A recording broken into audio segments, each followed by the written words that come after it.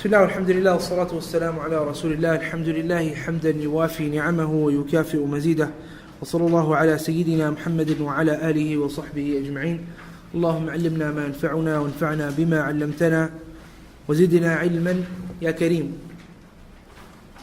By the grace of Allah Azza wa Jal, we come together to speak of a beautiful hadith of Rasulullah sallallahu alayhi wa sallam narrated by Abu Dhar Al-Ghifari radiyallahu ta'ala anhu, where the Prophet alayhi salatu was salam, he said, لا تحقرن من المعروف شيئا ولو أن تلقى أخاك بوجه طلق.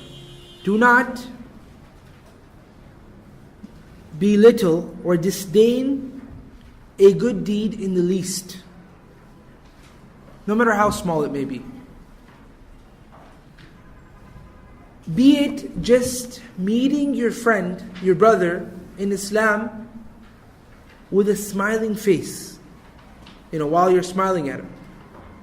And the Prophet ﷺ, he said in another narration, he said, تَبَسُّمُكَ فِي وَجْهِ أَخِيكَ صَدَقَةً. That when you smile at a brother of yours, وَعَلَيْكُمْ السَّلَامُ, it's considered what? It's considered sadaqah. It's considered sadaqah. And the reason why, can that window be closed? Or it can't? Yeah, close it.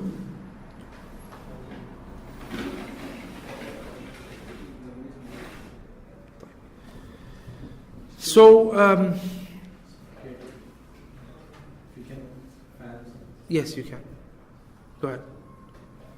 But there is no buttons here for the fan.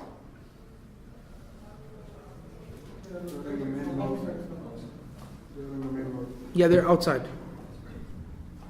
Okay. The hadith, if somebody would like to go and do that, you can go ahead. No problem. طيب. So, the Prophet ﷺ, he said in this hadith, تَبَسُّمُكَ فِي وَجْهِ أَخِيكَ صَدَقَةً. That when you smile at your brother, it's considered sadaqah. And the reason why Allah subhanahu wa ta'ala, He legislated so many different ways of sadaqah, and you'll learn very soon that there are several different ways of sadaqah, is so that a person what? So that a person doesn't get sick of one particular way of doing good. If you continuously read Qur'an, maybe 5 hours a day or 6 hours a day, you'll find what? That you might get bored. If you continuously come and listen to lectures, you'll obviously get bored. And that's why, the Sahaba, they used to say that كان رسول الله صلى الله عليه وسلم يتخولنا بالموعظة. That the Prophet عليه الصلاة والسلام, he used to what? He used to pick particular times to give us maw'idha, give us admonition. It wasn't always that the Prophet ﷺ would just be giving lecture to the Sahaba and this kind of thing. Rather, he would pick a time and then leave them for a little while. مَخَافَةُ السَّآمَةِ.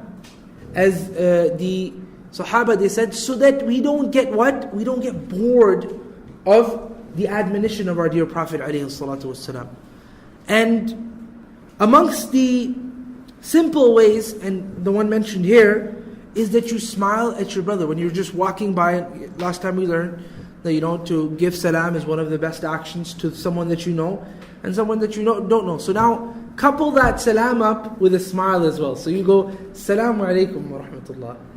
Doesn't that look kind of freaky? Somebody walks up to you, Assalamu alaikum wa rahmatullah. You're almost like, wa alaikum assalam wa rahmatullah. Right? It's kind of freaky because we've left the values that Allah subhanahu wa ta'ala and Allah's Messenger wants from us.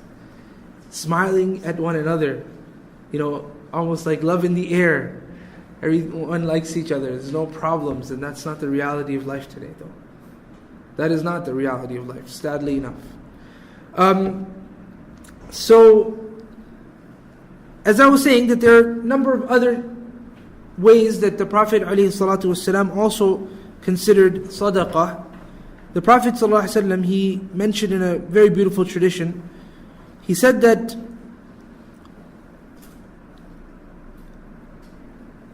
technical difficulties, give me a second.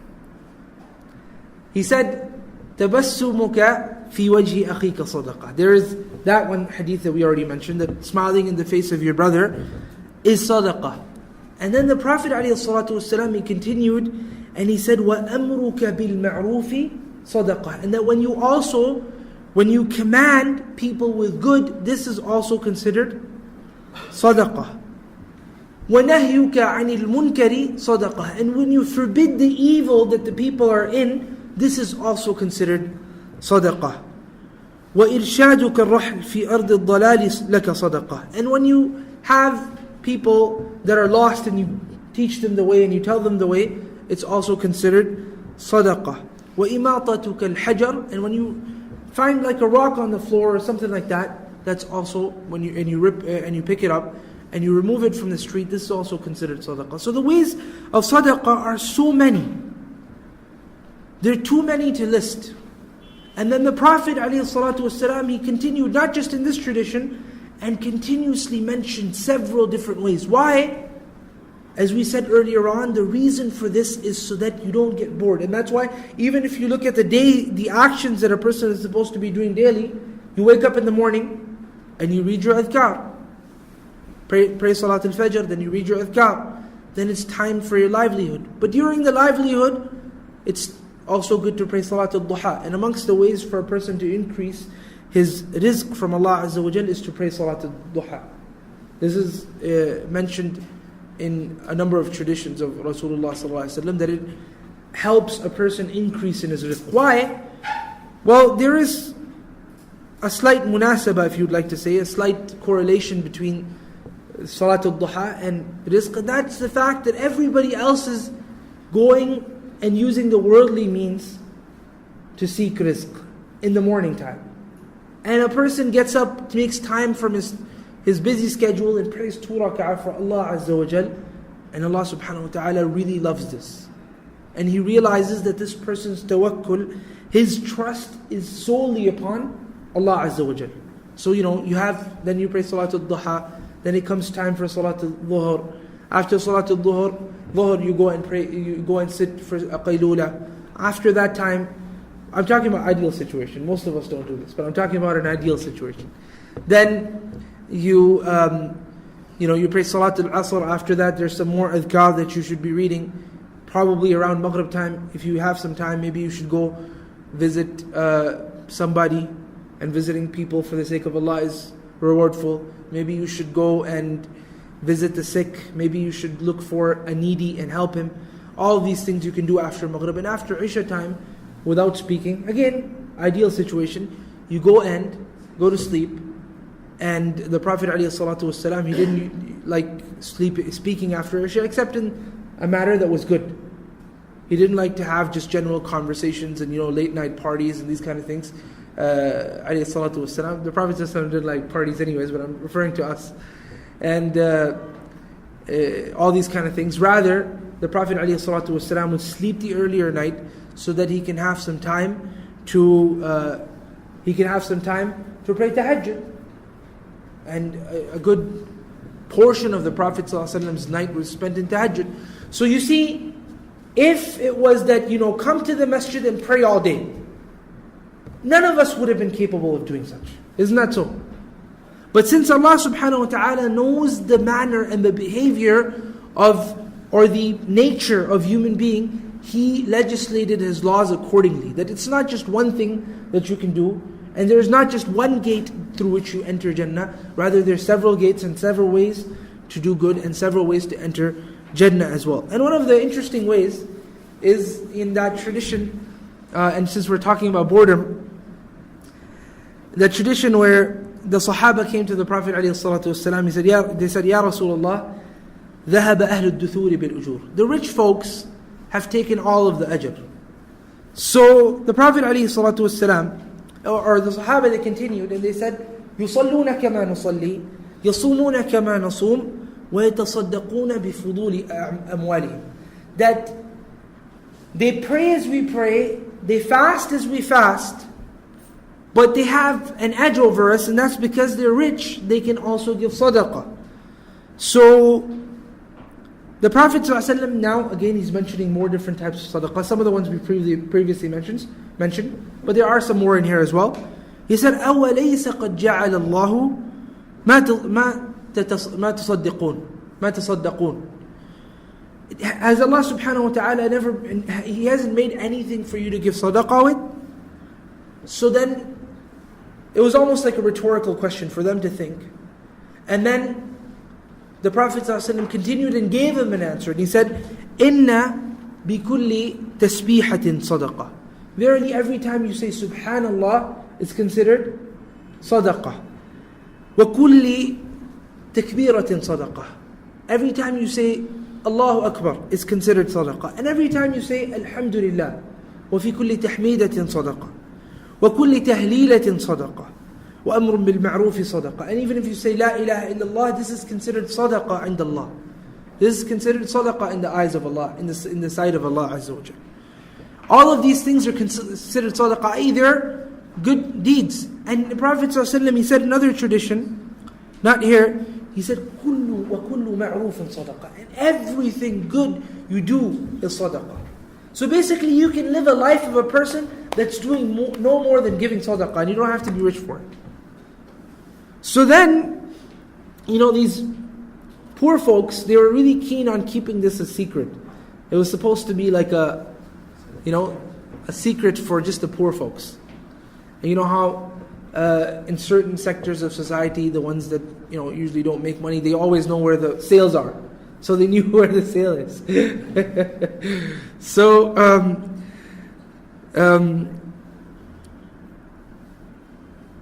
So the Prophet ﷺ, he continued and he said, وَفِي بِضْعِ أَحَدِكُمْ صَدَقَةً.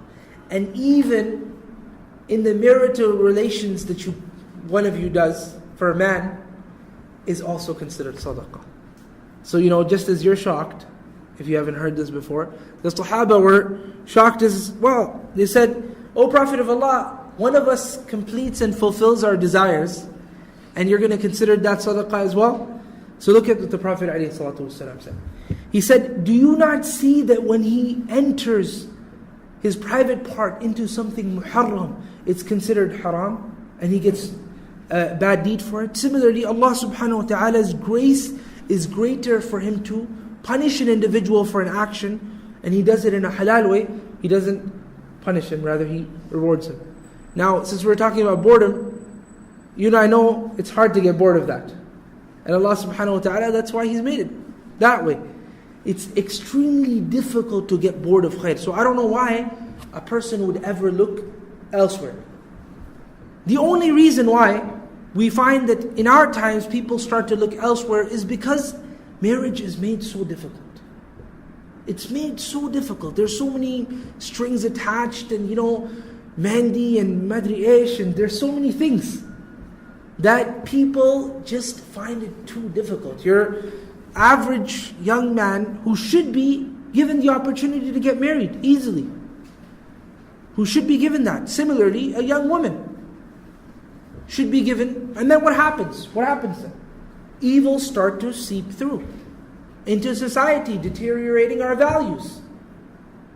Slowly, this woman gets up and starts standing on high heels. And then the other one says, okay, you're as tall as me now, you've gotten as much attention as me now, I'm going to start showing some skin. And then another person shows some more skin.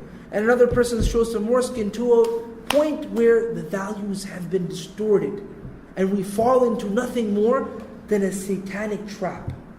And it is a satanic trap, for if you were to look closely at what exactly was it that was the outcome of what Satan did to our father and mother, Adam and Eve. What was it? Allah subhanahu wa ta'ala says the outcome, He says, لِيُرِيَهُمَا سَوْآتِهِمَا, so that He may show both of them, one to the other, their private parts. As in, the clothes would be taken off. And that's what happened when Adam alayhi salam and Hawa ate from that tree. Their clothes were taken off. And فَطَفِقَ يَخْصِفَانِ عَلَيْهِمَا مِنْ وَرَقِ الْجَنَّةِ. So they were trying to cover themselves up with other things. But the point of the matter is that what Satan wanted to do at that point was nothing more than take their clothes off. And similarly, if we don't make it easy, and you guys might be fathers of young women, a pious man comes, you might not have a good job. If you make it difficult and the whole society makes it difficult, eventually the values will begin to deteriorate, and they'll always go down further and further in the pit. And nothing will get better. But Allah's Prophet ﷺ, in their society, things were much more simple, much more lax. That's why people were able to find what they needed. And it's a natural instinct of a man. People were able to find this in halal means. To an extent that the Prophet ﷺ rather is encouraging by telling you that it's sadaqah, to fulfill your desires in the halal way. It's considered sadaqah. And he's actually encouraging. And that's why even older folks, and some may shy down from speaking about this, but even older folks, Satan not only wants to make you have a divorce, because we know that amongst the plans of Satan, amongst the things he likes, is what? Breaking between a husband and a wife. But that breaking doesn't occur right away. I mean, if for some people, if they were to look back, you might even think to yourself, oh, maybe it was a couple of years ago that you were able to come together as a husband and wife, a couple of months ago. And if it was to be a person that would be indulged in nothing but muharram, then what would it be? It would be like every single night. And this is something, it's a satanic trap. He's trying to slowly decrease that love between the husband and the wife. And it happens from both angles. The wife might not dress up for the husband might not be smelling good. And sometimes I meet people and they smell bad. And wallahi, the first thing that comes to my mind, I feel sorry for this guy's wife. Come on, man, make yourself smell good. The Prophet ﷺ, when he would walk into his... honestly, I'm not even joking. I meet the person and all I'm thinking is, I'm like, man, how does this guy say salam to his wife? I can say salam to him and stay away, but this wife has to, miskina, she has to actually be in bed with this individual. It's gross to see a person that's not keeping his, personal hygiene up to par. I mean, it's not very expensive to get a deodorant. And if you don't have it, brother, I'll buy you one. But the point of the matter is that clean yourself up. The Prophet ﷺ, when he would walk into his house, he would brush his teeth. He would take a miswak and brush his teeth. Why? So that when he walks in, he doesn't, have a bad smell in his mouth that will then harm his spouse and probably cause a barrier right there. A barrier, a trap of shaitan. A barrier between, a husband and the love and the wife. And, we understand from this that there's a number of different ways that a person can give sadaqah. So don't despair from the grace of Allah Azza wa Jal. Anything you do, when you sleep at night, you can have the right niyyah, wake up for Fajr, sleep early.